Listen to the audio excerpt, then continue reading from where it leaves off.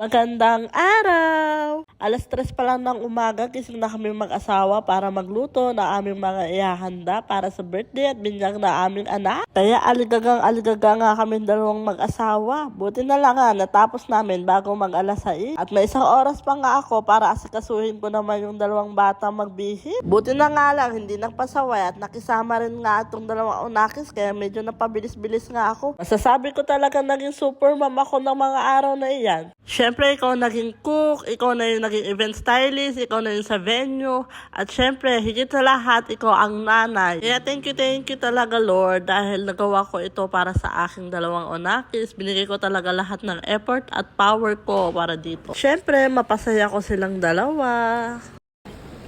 Mga anak at ng espirituosa.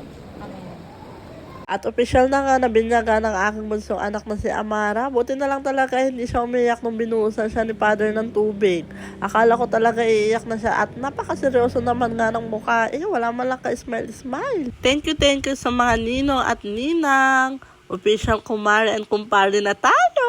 Fast forward, nandito na nga tayo sa venue. Ito yung exciting part, ang kainan. Pero bago yon, i-bless muna natin ang food. Nga pala yung mga niluto ko, meron akong spaghetti, afritada, chop suey, lumpia, maha, buko pandan. Sana'y nabusog namin kayo. Kaya maraming salamat Ninong and Ninang sa family ko at sa family ni Michael na umattend.